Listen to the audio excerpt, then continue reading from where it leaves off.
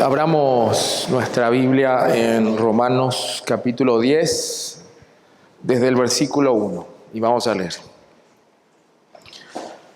Hermanos, ciertamente el anhelo de mi corazón y mi oración a Dios por Israel es para salvación, porque yo les doy testimonio de que tienen celo de Dios, pero no conforme a ciencia, porque ignorando la justicia de Dios y procurando establecer la suya propia, no se han sujetado a la justicia de Dios.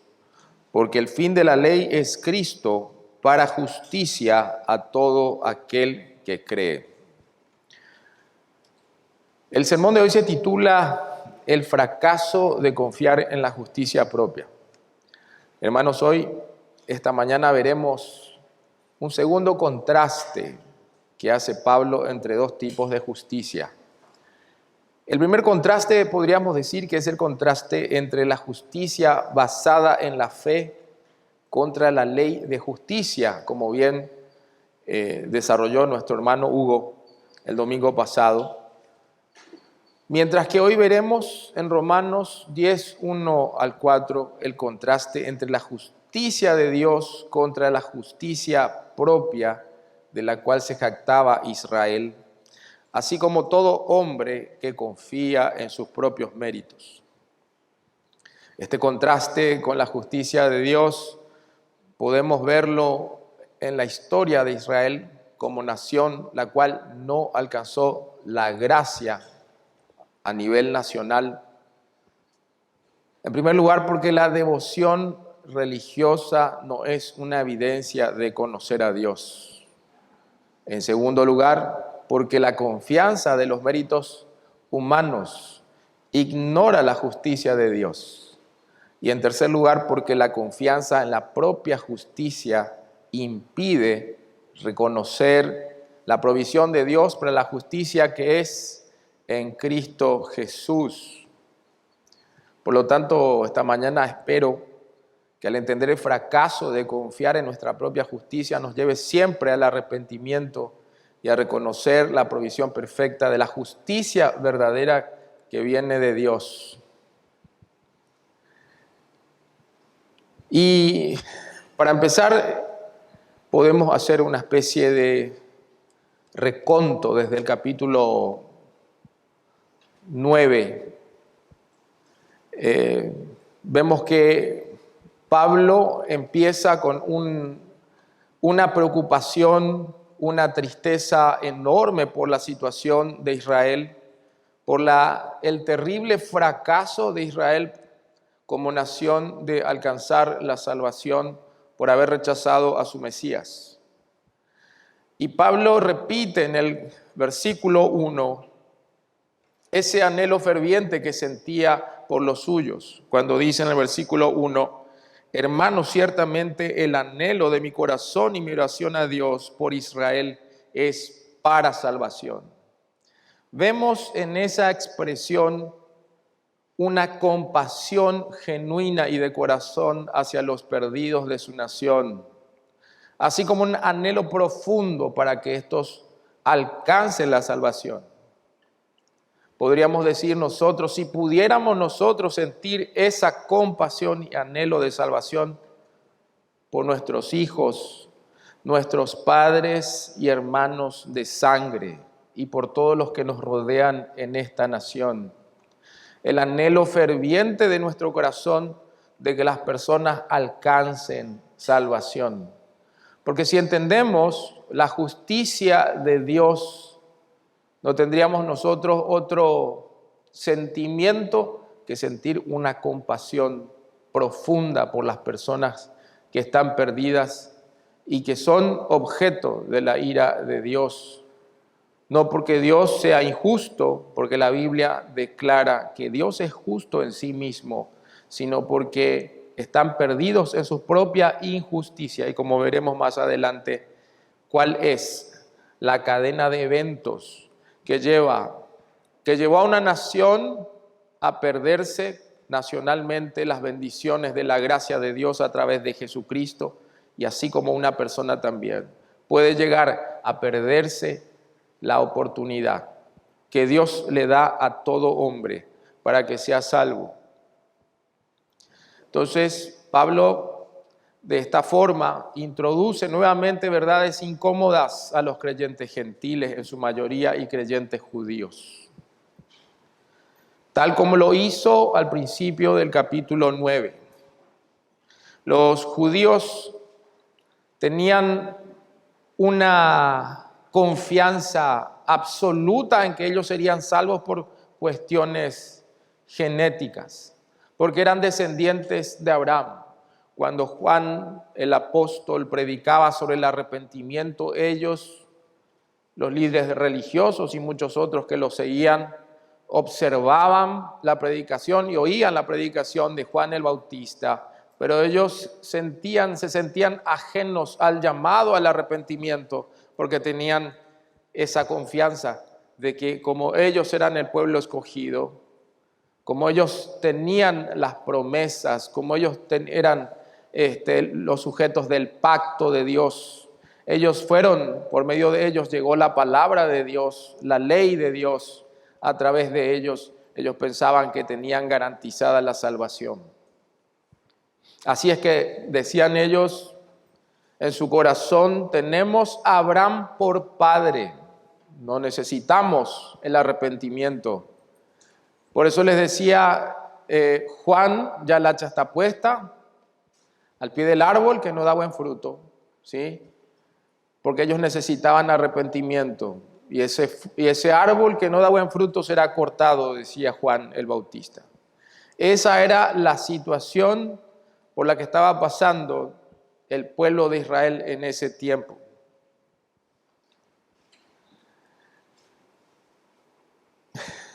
Y Pablo en el capítulo 9, él empieza a derribar esas percepciones que tenían los judíos acerca de su herencia y de su salvación, que para ellos era completamente segura, al decirles que no todos los descendientes de Abraham fueron escogidos, porque Abraham tuvo un primer hijo de Agar, ¿sí? Que era Ismael, y también era hijo de Abraham, y no fue escogido, no fue el hijo de la promesa, sino que fue Isaías. Asimismo, Isaías tuvo dos hijos. Isaac tuvo dos hijos, y sus dos hijos eran descendientes de Abraham. Nacieron en la misma familia, de la misma madre, en el mismo hogar, el mismo entorno. Porque hoy en día muchas personas tratan de explicar la conducta, la elección de las personas a través de las causas de su pasado y de su entorno. Las personas nunca son responsables de lo que hacen, porque siempre es causa de algún problema, de alguna patología, de algún trauma, de la niñez, de alguna cosa que le hicieron, asumiendo erróneamente que las personas son esencialmente buenas. Y estos dos descendientes de Abraham, hijos de Isaac, eliminaban todo tipo de argumentos que podrían decir que existen causas externas que pudieron haber ocasionado que cada uno elija lo que eligió. Y al contrario, estaban en las mismas condiciones. Era como el experimento perfecto. Eran gemelos. Eran genéticamente idénticos. Ambos descendientes de Abraham, pero solamente uno fue el de la promesa, el patriarca Jacob. Entonces, a medida que va desarrollando Pablo las causas por las cuales Israel fracasó en alcanzar las promesas que tuvieron desde el principio, él empieza hablando de su confianza en la ley y en el cumplimiento de la ley. Pablo está tratando de responder a diferentes preguntas que se estaban haciendo en la iglesia de Roma, que estaba compuesta principalmente por gentiles, cristianos gentiles, pero también estaba compuesta por judíos cristianos que tenían esa duda. ¿Por qué Israel, habiendo sido escogida por Dios, fracasó en creer en su Mesías? Muchos decían que Jesucristo no podía ser el Mesías, esto decían los judíos incrédulos, porque la mayoría no le creyó. Y siguieron este razonamiento. Si Israel es el pueblo escogido de Dios, si Israel recibió las promesas, la ley y además de ese pueblo viene el Mesías, ¿por qué todo Israel no le creyó? Entonces Pablo empieza a explicar los motivos de su fracaso. En primer lugar, que la salvación es de Dios. Dios es soberano en su elección. Y en segundo lugar, Pablo empieza a explicar que si bien la elección de Dios es soberana, que la salvación viene de Dios, también existe una responsabilidad personal en la salvación. Por eso es que en el versículo 1 del capítulo 10, él anhela de todo corazón, entrañablemente, que los suyos sean salvos. Entonces uno se preguntará, ¿cómo es que Pablo, habiendo escrito tan claramente acerca de la verdad de que la salvación es de Dios, de que Dios escogió de entre los descendientes de Abraham, no a todos, para ser hijos de la promesa y para heredar la salvación, cómo es posible que él sienta esa tristeza por Israel? ¿Cómo es posible que él no descanse en la elección de Dios? Y es sencillamente porque la soberanía de Dios es secreta y nosotros no podemos saber quién va a ser escogido por Dios, quién va a responder a la palabra del Evangelio, por lo cual nosotros tenemos la responsabilidad de hablar en nombre de Cristo y llamarlos al arrepentimiento. Esa debe ser nuestra oración. Hermanos, ciertamente el anhelo de mi corazón y mi oración a Dios por Israel es para salvación.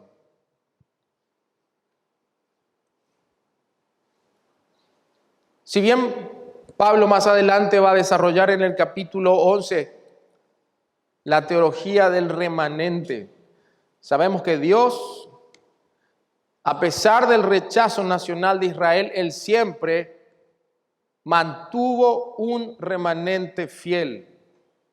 Dios en su soberanía siempre mantuvo un remanente fiel de escogidos. Como decía en Isaías, los pocos de Jehová. Cuando el pueblo de Israel no escuchaba a los profetas, cuando los profetas decían que no hagan alianza con otros pueblos, cuando los profetas llamaban al arrepentimiento para que los israelitas volvieran a cumplir los términos del pacto, del antiguo pacto que hizo Dios con ellos para recibir bendición, la mayoría rechazaba a Dios. A lo largo de la historia, Israel rechazó a Dios, pero siempre mantuvo un remanente fiel.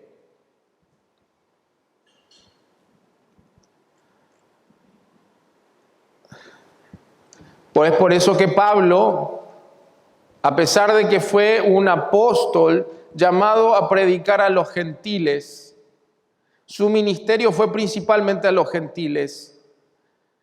Y él lo afirma. Él, cada vez que iba a predicar a una ciudad en sus diversos viajes misioneros, él primero entraba a las sinagogas para llevar el evangelio a los hijos de Israel. Y vamos a ver en Hechos capítulo 9, versículo 20, esta verdad.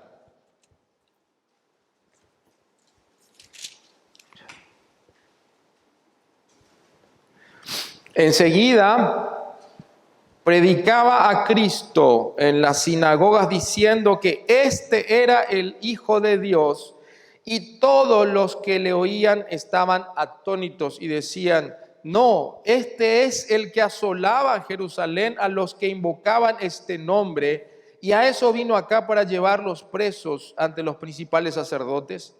Pero Saulo mucho más se esforzaba y confundía a los judíos que moraban en Damasco, demostrando que Jesús era el Cristo.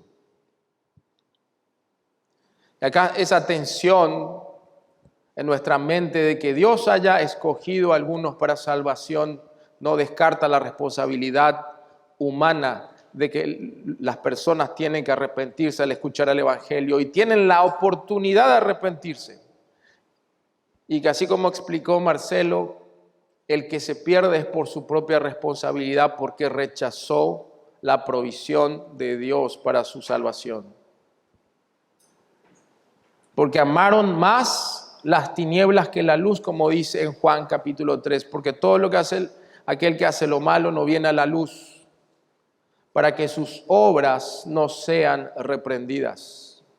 Dios es justo para condenar a los injustos, y los injustos se pierden por su propia voluntad, porque nadie busca a Dios. Pero es nuestra responsabilidad, así como Pablo, al ver que la mayoría de los israelitas rechazaron al Mesías, él iba primero a las sinagogas y era perseguido por ellos para ver si ganaba a algunos. La Biblia apunta a que Dios va a salvar a Israel como nación en algún momento dado. Eso lo veremos en Romanos capítulo 11. Hay ciertas discrepancias respecto a ese punto teológico. Algunos creen en que la iglesia reemplazó a Israel. Nosotros creemos que Israel va a ser salvo como nación, que convive esa verdad con la verdad de la iglesia de Dios, y eso veremos en el capítulo 11. Pablo asevera con autoridad divina que el Salvador del mundo vino desde Sión, y que en últimas todo Israel será salvo, tal como el profeta Isaías lo había declarado. Podemos leer eso en Romanos 11, capítulo 26.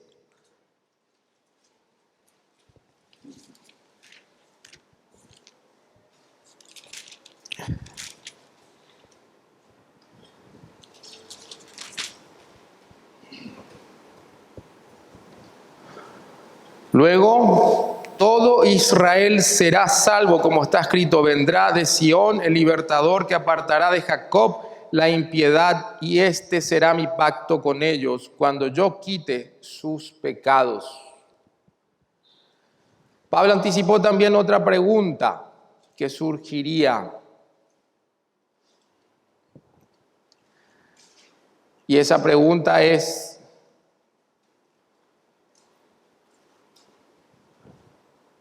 que si admitimos que los judíos como individuos deben salvarse por la fe personal, ¿qué pasa con Israel?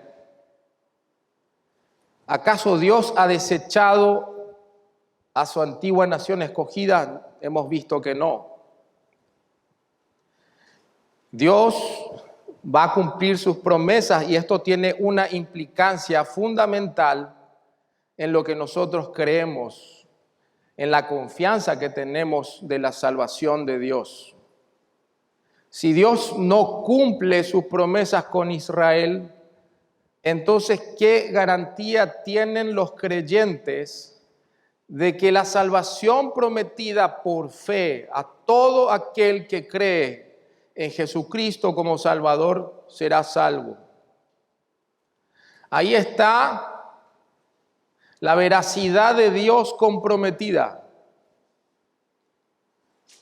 Los creyentes tenemos la certeza de que Dios cumple sus palabras, y por lo cual, cuando venga el tiempo determinado por Dios, Dios va a cumplir sus promesas con todo Israel. Así como nos prometió la salvación a nosotros, los gentiles que fuimos adoptados para ser hijos suyos, por medio de Jesucristo tenemos la garantía de que seremos salvos. Por la vida de Cristo, así también Israel será salvo. Y en primer lugar, haciendo un recuento de los puntos del sermón, hemos visto que la devoción religiosa no es una evidencia de conocer a Dios. Pablo, después de declarar su anhelo ferviente y su oración para que los israelitas sean salvos, él empieza a desarrollar las causas en una forma de cascada, introduciendo cada razón a través de una palabra que es porque. Cuando dice en Romanos capítulo 10, porque, en el versículo 2 dice, porque yo les doy testimonio de que tienen celo de Dios, pero no conforme a ciencia. Luego en el versículo 3 vuelve a decir porque. Esa partícula es gar, opuesto que. Él va edificando su razonamiento en forma de cascada, basándose en lo que está afirmando anteriormente. Y la primera razón es que la devoción religiosa no es una evidencia de conocer a Dios.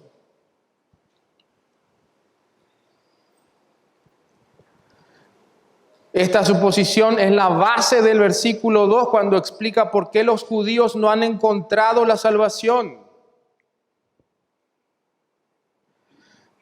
Su encomiable celo por el Señor no fue acompañado por un grado comparable de conocimiento. Pero ¿qué es lo que ellos no conocían? Uno se preguntará. Los judíos desde pequeños, sobre todo desde el periodo intertestamentario. ¿Cuál es el periodo intertestamentario? Desde la última revelación en Malaquías, allá por el 400 antes de Cristo, hasta la venida de Cristo, no hubo más revelación para Israel. En ese tiempo, cuando ellos estaban dominados por los griegos, la existencia como nación fue comprometida y fueron perseguidos. Fue el tiempo posterior al retorno de su deportación o de su exilio a Babilonia. Es cuando Esdras aparece y les enseña las escrituras y ellos empiezan un periodo en el cual ellos depositan su confianza total en la escritura. Antes su confianza estaba en el templo únicamente y en los servicios de adoración y los servicios sacrificiales que se hacían, pero en ese tiempo empezaron a desarrollar ese celo por la palabra de Dios. Y ese celo que menciona Pablo, podríamos hablarlo o podríamos calificarlo en sentido positivo, porque tener celo de Dios es algo bueno. El celo es digno de elogio, pero en este caso el celo que tenían ellos no estaba basado en el conocimiento. ¿Qué es lo que no conocían? No tenían el discernimiento del plan de Dios que permite reconocer su obra en el mundo. Ellos conocían la escritura. Quizás se la sabían de memoria. Hay una historia del Talmud que menciona el reconocimiento que tenían los escribas, que eran las personas que interpretaban la escritura en ese periodo intertestamentario hasta el tiempo de Jesucristo. Y era tal la confianza y el prestigio que tenían los escribas, los intérpretes de la ley, que dice en esta historia del Talmud que entró el sumo sacerdote al templo al hacer el sacrificio anual en el día de la expiación, y muchos lo siguieron. Al salir del templo, después de terminar los sacrificios solemnes, en el cual participaban todos los israelitas, al ver a dos escribas que eran famosos y que tenían mucho prestigio, abandonaron al sumo sacerdote y siguieron a estos dos intérpretes de la ley. Ellos son los que interpretaban la ley e inclusive tenían tanto prestigio que aunque contradijera la Torá, lo que ellos escribieran, nadie se atrevía a refutar lo que ellos decían. Eran llamados rabinos, eran llamados maestros e incluso padres. Algunos le atribuían inclusive cualidades místicas de interpretación que ninguna otra persona tenía.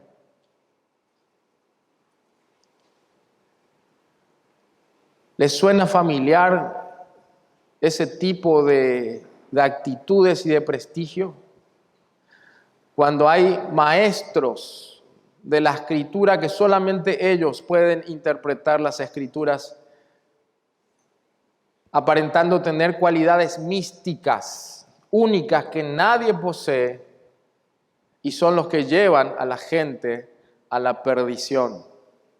Quizás muchas personas que siguen a estos maestros, como los israelitas lo hicieron en aquel tiempo a los escribas y fariseos que después se opusieron a Cristo, muchas de esas personas tengan celo de Dios, pero un celo de Dios en ignorancia. Quizás sean conservadores. Cuando hablamos de conservadores, el pensamiento conservador, vamos a definirlo como aquella cultura que aprecia la herencia judeo-cristiana, el cristianismo, la cultura cristiana, los valores cristianos. Vemos personas que, por ejemplo, se indignan con nosotros cuando se confrontan con la ideología de género, con el progresismo cultural. Cuando vemos cosas que no le agradan a Dios, todos nos indignamos por igual. Hay muchas personas que tienen tanto celo de Dios como nosotros creemos tener, pero ese celo de Dios no se basa en el conocimiento. No tienen conocimiento verdadero de Dios.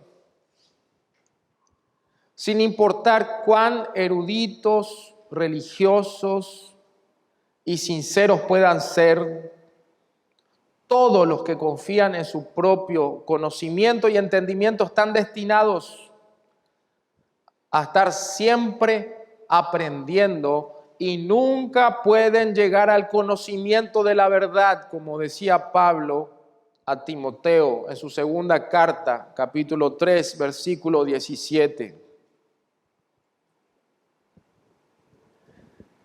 Cuando el celo de Dios no se basa en la verdad, la persona no puede conocer a Dios realmente. Está lejos. Este pueblo de labios me honra, pero su corazón está lejos de mí. Está en una especie de escenario donde muestra quizás algún tipo de piedad externa, pero en su interior está completamente perdido. Esto tiene que ver con la verdad de Dios. El mismo Jesucristo menciona cuál sería la actitud de las personas que serían iluminadas por su Espíritu. En Juan capítulo 16, Jesús le dice a sus discípulos, cuando venga el Espíritu de verdad, Él os guiará toda verdad, porque no hablará por su propia cuenta, sino que hablará todo lo que oyere y os hará saber las cosas que habrán de venir. Y nosotros, cuando leemos las Escrituras, vemos que los apóstoles usaron el Antiguo Testamento para predicar el Evangelio. El Espíritu Santo estaba actuando a través de la palabra de Dios. Pero cuando uno confía solamente en su entendimiento, cuando piensa solamente con soberbia, entonces es difícil que el celo se base realmente en la provisión de Dios de entendimiento. De hecho, Pablo declaró que los que se pierden no recibieron el amor de la verdad para ser salvos, porque no entienden, no comprenden. Y eso me pasó en la oficina, fui testigo de una compañera de trabajo que está lastimosamente metida en una secta. Les tocó un año leer toda la Biblia, de principio a fin, y ese año se propuso ella y leyó toda la Biblia. Pero cuando me preguntaba a mí qué opinaba de ciertos pasajes, me daba cuenta que por más que leyera, esta persona no entendía el mensaje principal de la Escritura. Rebajaba la justicia de Dios a una justicia humana. Era un entendimiento completamente torcido de la palabra de Dios.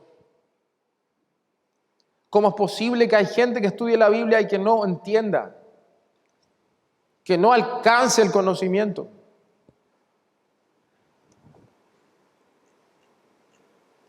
Podemos ver la razón en el siguiente versículo. Porque ignorando la justicia de Dios y procurando establecer la suya propia, no se han sujetado a la justicia de Dios. Podríamos preguntarnos entonces, ¿por qué una persona que se expone a la palabra de Dios no puede entender, puede tener un celo de Dios, pero no un celo que se base en el conocimiento de Dios? Pueden tener un conocimiento superficial, pueden tener piedad externa, pero no llegan al conocimiento que les lleva a la salvación. ¿Por qué? Y el segundo punto es ese. La confianza en los méritos humanos ignora la justicia de Dios. El plan de Dios llegó a su punto culminante en el Evangelio de Jesucristo. Y Pablo ha puesto en el corazón del Evangelio la justicia de Dios. Pensar que nosotros podemos llegar al estándar de Dios es rebajar la justicia de Dios. Muchas personas supuestamente confían en Dios, pero en realidad están confiando en sus méritos, en la justicia propia. Eso podemos verlo en nuestra vida cotidiana. He visto un video de un predicador que estaba debatiendo con una joven musulmana, y la joven musulmana le estaba diciendo que era un arrogante y que no podía decir que nadie vaya al infierno porque esta persona se sentía superior a los demás al decir eso. Entonces el predicador le pregunta, ¿y usted sabe qué es el arrepentimiento? Claro que sí. Es tener tristeza cuando uno hace algo malo y uno trata de no volver a hacerlo. Eso es lo que yo hago todos los días, decía esta joven. Y en cierta forma es una parte de la verdad. Porque la Biblia dice que el que encubre sus pecados no prosperará, mas el que los confiesa y se aparta alcanzará misericordia. Es verdad lo que decía, pero el razonamiento de ella se quedó allí. Ella sería salva y se ganaría el cielo por arrepentirse de sus pecados y tratar de no pecar más.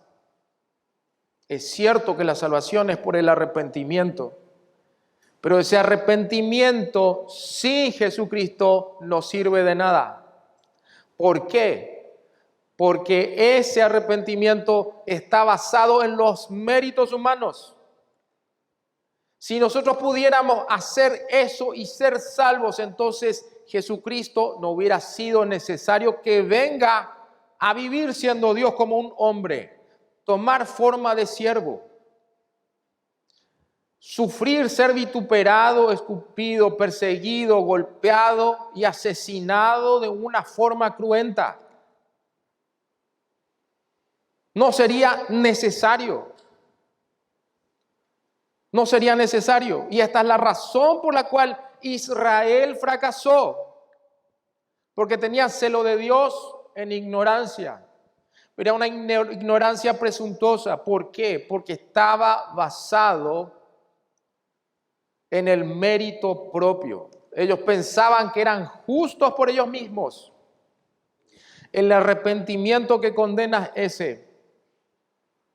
Decir yo puedo, independientemente de Dios, si hago ciertas cosas y si me arrepiento, bueno, soy humano. Eso es ser humano, dicen muchas personas. Ustedes conocen esos discursos. Es humano fallar, ¿sí? Es humano fallar, entonces me arrepiento y entonces merezco el cielo. Pero este tipo de justicia propia es la que genera arrogancia, es la que genera orgullo, es la que se refleja en aquella historia de Jesucristo cuando mencionó a aquel fariseo que decía, gracias Dios, porque no soy como aquel publicano pecador, porque yo hago esto otro. Ese no es el arrepentimiento que salva. El arrepentimiento que salva es el que se aferra a la misericordia de Dios. Es el arrepentimiento que se aferra a la fe en Cristo, como decía en el pasaje anterior, en la última porción del capítulo 9. Cuando dice, ¿qué pues diremos? Que los gentiles que no iban tras la justicia han alcanzado la justicia, es decir, la justicia que es por fe. Mas Israel que iba tras una ley de injusticia no la alcanzó. ¿Por qué? Porque iban tras ella no por fe, sino por obras de la ley, pues tropezaron en la piedra de tropiezo, como está escrito. He aquí pongo en Sión piedra de tropiezo y roca de caída, y el que creyere en él no será avergonzado. El arrepentimiento que salva es el que pide misericordia, buscando la justicia de Dios y no la suya propia. Y acá podemos decir que la justicia de Dios no se refiere a la justicia moral. Si bien la justicia de Dios implica la justicia moral, acá se refiere más bien al tipo de justicia que Dios imputa a la persona que se arrepiente y cree en la provisión de Dios para su salvación. Fue más fácil para los gentiles entender su propia bajeza, su propia pecaminosidad. ¿Por qué? Porque muchos de ellos participaban en cultos paganos, donde bebían, tenían actos de inmoralidad sexual, de lo peor de las peores bajezas que nos pudiésemos imaginar. Participaban de todo tipo de maldades. Y cuando se les presenta el perdón de Dios y la gracia de Dios para ser salvos, al entender ellos que eran pecadores, al ser confrontados con la palabra de Dios, muchos creyeron, pero fue más difícil para los israelitas cuando ellos se creían perfectos. Cuando unas personas se ven confrontadas al Evangelio, unos se consideran justos, otros reconocen que son pecadores.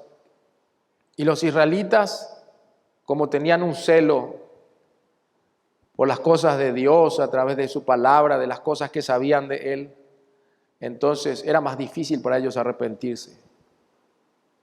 Y acá tenemos un paralelo. Al interior de la iglesia pasa lo mismo. ¿Cuántas personas crecieron en la iglesia? Al ver comentarios en las redes sociales, una vez una mujer respondió: no, yo soy creyente porque mi papá es pastor.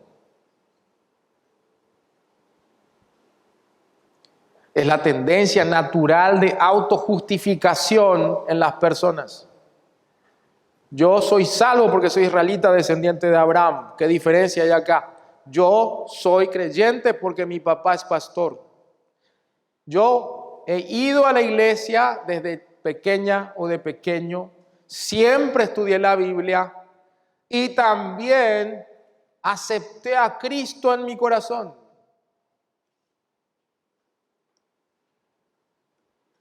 Les molesta cuando se ataca el cristianismo incluso. Pero su vida obviamente no refleja lo que dice en su boca. Tienen un celo falso que no está basado en la verdad,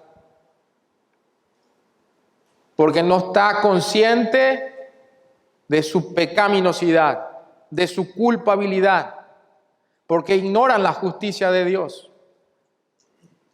Normalmente las personas piensan que Dios es menos justo, menos santo de lo que realmente es.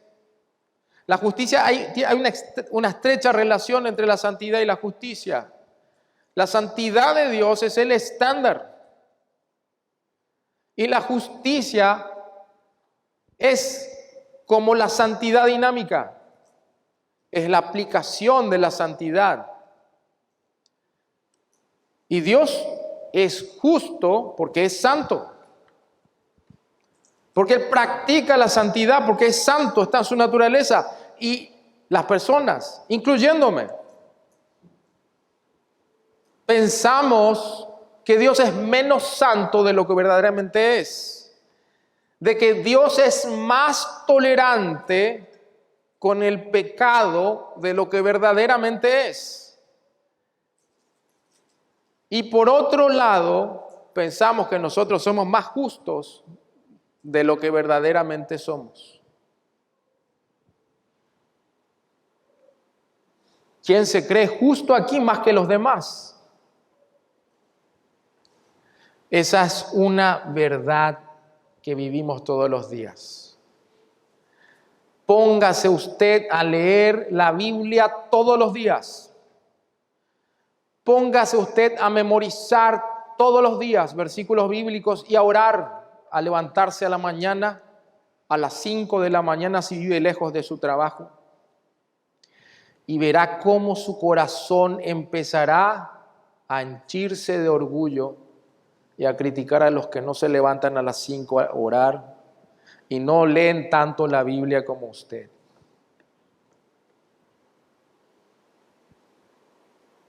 ¿Cuál debe ser nuestra actitud? Nuestro anhelo, el anhelo de nuestro corazón y oración debe ser que los demás conozcan a Cristo, que los demás se santifiquen. Pero lo que surge aquí de nuestro corazón es mirar así de pies a cabeza y pensar que somos mejores. Nosotros caemos, inclusive los creyentes verdaderos, en esas actitudes, pero nos damos cuenta porque tenemos el conocimiento de Dios y entendemos nuestra bajeza y apuntamos a nuestro propio corazón malvado y pedimos perdón. El arrepentimiento sin necesidad del perdón de Dios y de su misericordia se basa en la justicia propia y no en la justicia de Dios. Entonces, tenían un celo falso porque ignorando la justicia de Dios y procurando establecer la suya propia, no se han sujetado a la justicia de Dios.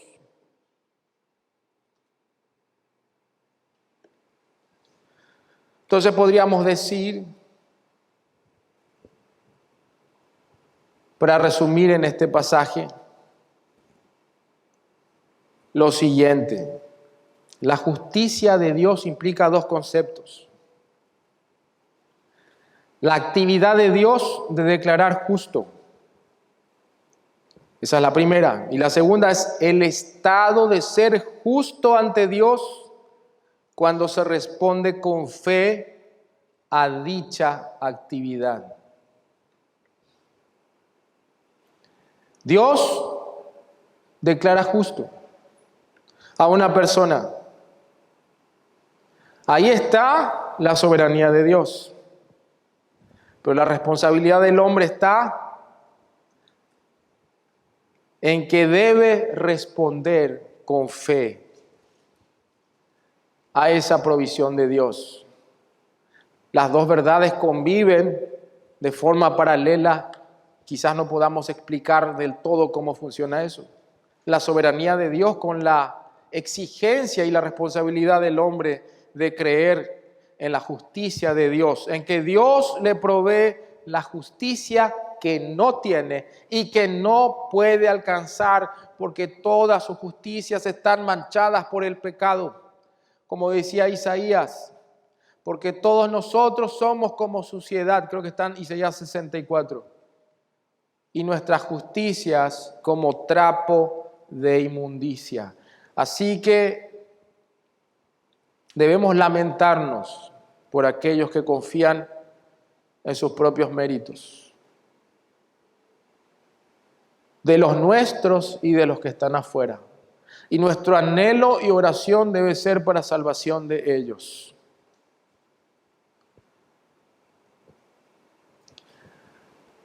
El propio Pablo era un ejemplo. En Gálatas capítulo 3, capítulo 1, versículos 13 al 14, él mismo mencionaba que era de esa forma. Porque ya habéis oído acerca de mi conducta en otro tiempo en el judaísmo, que perseguía sobremanera a la iglesia de Dios y la asolaba, y en el judaísmo aventajaba a muchos de mis contemporáneos en mi nación, siendo mucho más celoso de las tradiciones de mis padres. Nosotros vimos en Filipenses, como hoy leyó Alcides, nuestro pastor, que el apóstol Pablo tenía de qué gloriarse en cuanto a su propia justicia. Él cumplía absolutamente todo a rajatabla, externamente. Fue circuncidado al 8º día del linaje de Israel, de la tribu de Benjamín, hebreo de hebreos en cuanto a la ley, fariseo en cuanto a celo, perseguidor de la iglesia en cuanto a la justicia que es en la ley, irreprensible. Pero finalmente él consideró todas esas cosas como inmundas. ¿Por qué? Porque tuvo la misericordia de Dios de poder entender la justicia de Dios por fe, como dice aquel pasaje. Y el último punto,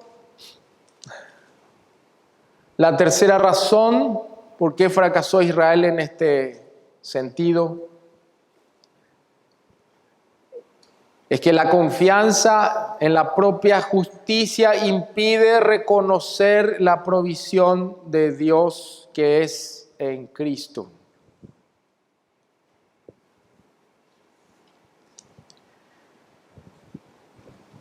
El tercer por qué, o la tercera razón, porque el fin de la ley es Cristo para justicia a todo aquel que cree.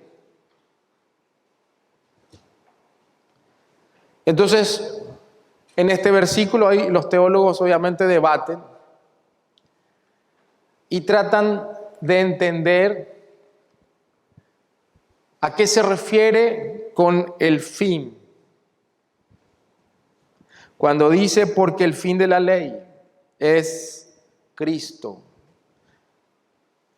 Creo que es la palabra telos. Se refiere a que es la culminación de la ley, del que periodo del antiguo pacto finalizó con Cristo, o se refiere a que Jesucristo es la meta a la cual apuntaba la ley. Y hay debates al respecto. Pero podríamos decir que Jesucristo es la culminación de un pacto, es el cumplimiento de ese pacto además, porque en Cristo se cumplieron todas las ordenanzas y todos los sacrificios, porque en Cristo se ve representado todo el sistema sacrificial del antiguo pacto, porque Cristo es el sacrificio perfecto, ya no de animales. Los animales debían ser perfectos, sin mancha, pero eran animales al fin. Jesucristo es el Hijo de Dios, es Dios mismo encarnado, perfecto en santidad, perfecto en justicia, es la encarnación misma de la ley. Y en Jesucristo es el cumplimiento perfecto de todo eso, tanto de la ley moral como de la ley sacrificial y de todo lo que implica la ley. Entonces, Jesucristo es el cumplimiento de la ley, es el fin de la ley, es la meta a la cual llegó la ley, es la consumación de la ley. Y en eso nosotros podemos tener una seguridad que no tendríamos si nosotros hubiéramos descansado en nuestra propia justicia. Porque el estándar de Dios es tan alto, mucho más alto de lo que nosotros nos pudiésemos imaginar, inclusive yo mismo. Nosotros podemos saber acerca de Dios en la Escritura, nos podemos sorprender acerca de Dios en la Escritura, pero cuando le veamos tal y como es Él ahí, temblaríamos. Cuando Isaías, en el capítulo 6, es llamado a predicar y vio la gloria de Dios en todo su esplendor, cayó como muerto. Nosotros no podemos explicar esas cosas, no tuvimos esas experiencias. Pero podemos saber de Dios y su santidad acerca de la Escritura. Experimentalmente no todavía.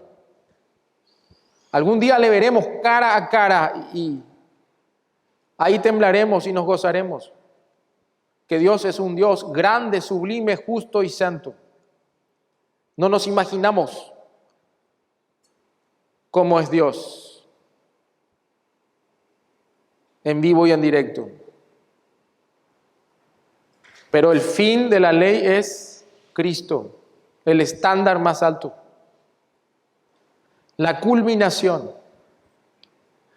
Y tiene añadida una promesa. para justicia a todo aquel que cree. Cristo es nuestra justicia. Él cumplió todo por nosotros.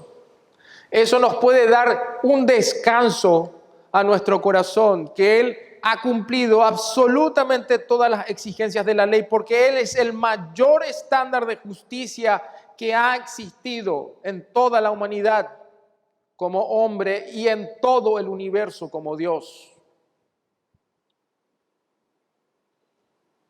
Qué descanso, hermanos, que Él ha cumplido, creyendo en Él, desechando nuestros propios méritos, aceptar los méritos de Cristo que son imputados a nosotros, que nos declara justos por fe. Pero ahí viene otra cuestión. ¿Acaso ya no debemos cumplir la ley de Dios? Por supuesto que sí debemos cumplir la ley de Dios. Porque una fe verdadera que descansa en los méritos de Jesucristo responde indefectiblemente, sin excepción, con obediencia a su palabra. Pero podemos tener dos certezas.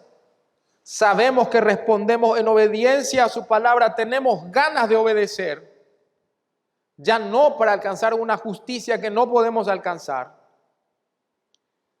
sino por amor al que nos llamó primero y al que nos amó primero. Así como dijo Jesucristo, no es que ustedes me escogieron a mí, sino que yo les escogí a vosotros. Y en Primera de Juan dice, nosotros le amamos a Él porque Él nos amó primero. Y lo segundo es que, la segunda certeza que podemos tener es que vamos a fracasar continuamente en obedecerle. Pero la confianza es que Él nos imputa su justicia.